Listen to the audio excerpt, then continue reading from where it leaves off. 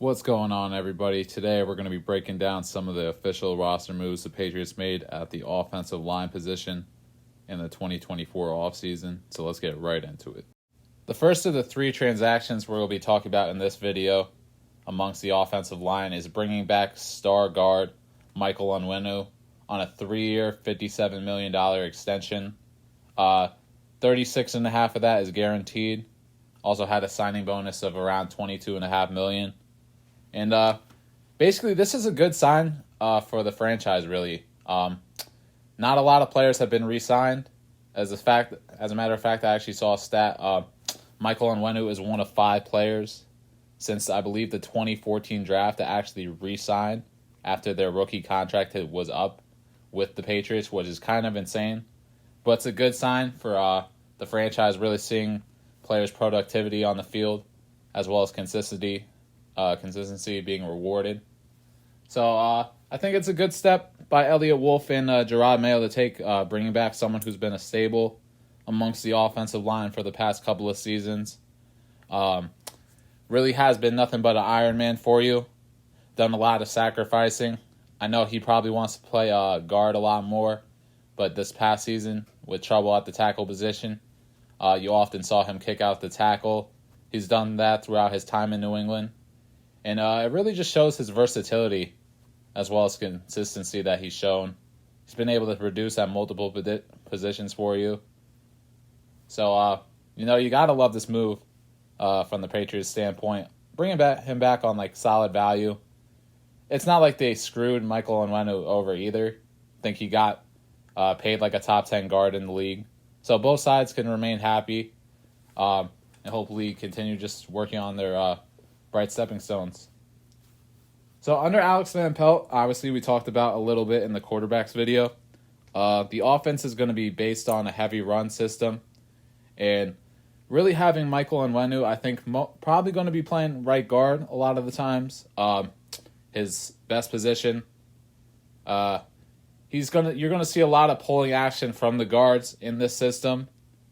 More so probably from the left side, but run-wise, on the right side, you might see some kick-out blocks from Michael Onwenu, some crackdown blocks by some of the wide receivers where Michael Onwenu might kick out to the outside, be a lead tackler with the back on the toss to the outside. And you're certainly going to see a lot of pin-pull systems where the tackle and the tight end will kind of pin the end or whoever's on the line, possibly the linebacker, inside the tackle box, and you'll see the right guard kick out, try and get that lead block leading to the for the back to get to the edge. You'll see that a lot, especially with the RPO. That was a lot of what Cleveland ran under Stefanski, but obviously Alex Van Pelt, the offensive coordinator there. So that's kind of the actions you might see, more so just straight up blocking. You also might see some zone blocking in there. Cleveland led the league in a lot of zone for a little while. They love their zone blocking scheme in Cleveland. So hopefully that will transfer over here to New England. Kind of get a mix. You'll see the offensive line.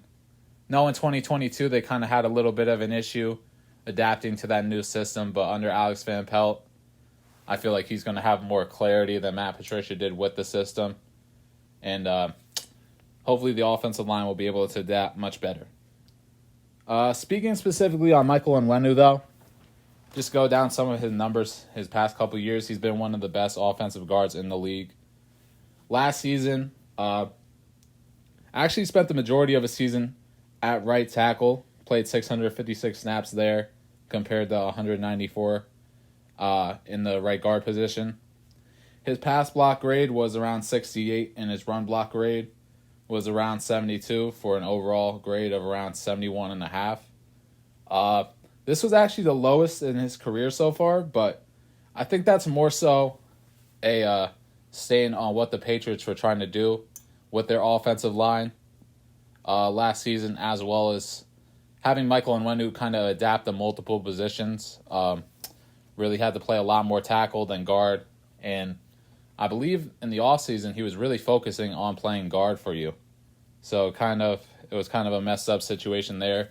positional needs really forced him into a spot that he's comfortable with, but certainly not his forte. He had 4 penalties and gave up 3 sacks. That actually was his career high in terms of sacks allowed. And basically last year, he was still very productive. He was still one of the better offensive linemen in the league. So that just shows, like, even on a down year, he's still a top 10 guard in the league probably. 2022, around the same, but he played his entire season at the right guard position. And you can see just the numbers translate, higher efficiency. His pass block grade was around 83, run block grade around 73. And it's pretty close to an 80 overall grade. They got him at a 79.3. So really see when he has a consistent playing time at a specific spot, you could just see the efficiency that he gives. And it just comes to show how much continuity, when you know you're going to be playing, who you're going to be playing alongside, the numbers, how they're going to look. 2021, he actually played a little bit on the left side. Played a lot of left guard. He had 290 snaps, as well as kicked out the right tackle for around 270. Run block grade was really elite, basically in that a 90 run block grade. Pass block grade was a little down.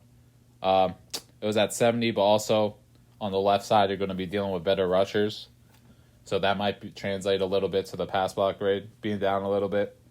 But even though his snap count wasn't 100% what it is now, his grade actually reflects his highest overall grade, which was around an 87 for him. So 2021 was probably his best season. And then 2020, his rookie season, really it just shows the versatility. Played like 100 snaps at left guard, 200 snaps at right guard, and kicked out the right tackle for around 600 snaps. Just showing, once again, the versatility.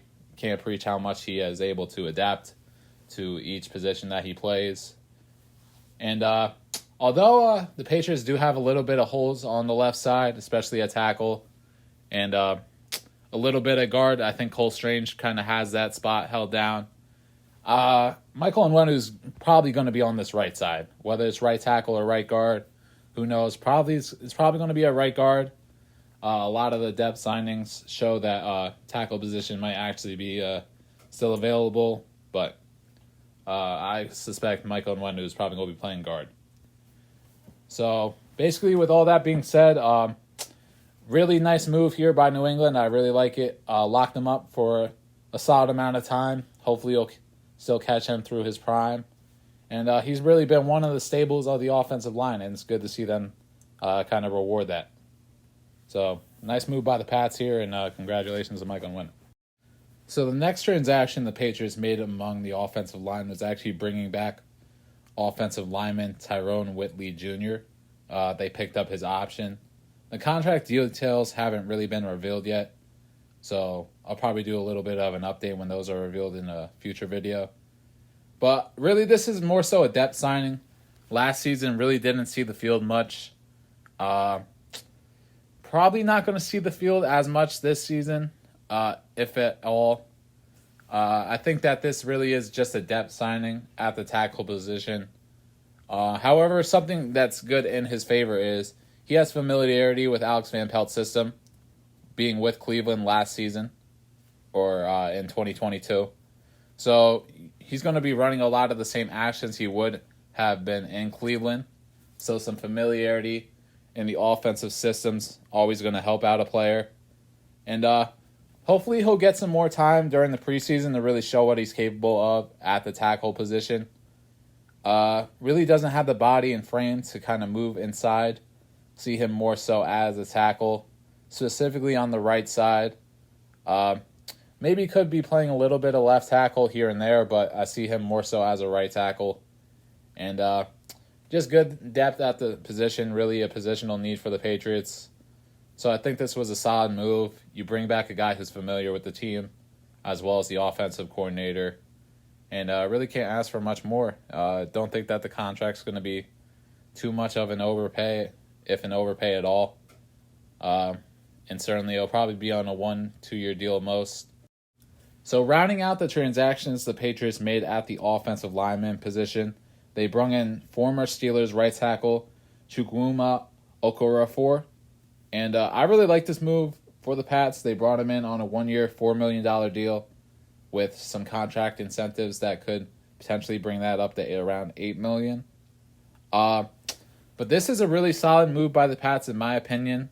Obviously, tackle spot is a position that they need to fill. And specifically, in this case, I feel like Chukwuma really could be a right tackle for you, a starting caliber right tackle. If not that, a very important depth piece who can possibly be a swing tackle for you. During his time in Pittsburgh, really stick to the right side. So he really kind of strictly only played right tackle for you. And that's his frame. This guy, he's really a mammoth. But hopefully he can just come in, potentially be the starter. But if not, he's going to be a really significant depth piece who's certainly going to get times or some looks at right tackle and maybe even left tackle with the state of how the Patriots are at the tackle position right now. Going over some of his numbers in 2023, he actually, I believe he lost his starting tackle spot to Broderick Jones, but I think that's more so just because the Steelers wanted to integrate their pick into the lineup. Chukwuma, his actual grades for the past season was around pass block rate of around 61 and a run block rate of around 63 for an overall grade of around 60. He had 8 penalties that could have possibly contributed to him receiving less playing time. You'd like to see him like to see that go down. Only gave up 2 sacks. The previous season, 2022, actually received the most amount of saps that he's ever received before. Once again, strictly at the right tackle position. His pass block grade was around 63. While his run grade was a little bit lower, I would say this is more so an outlier to all his career stats. But his run block grade was only around a 56, and his overall grade was around a 61. Gave up 3 sacks that season with 4 penalties. I think that's more so the norm in terms of penalties and sackage for him. 2021 was probably his actual best season as a pro. He played around 1,067 snaps, once again, all at the right tackle position. His pass block grade was 63.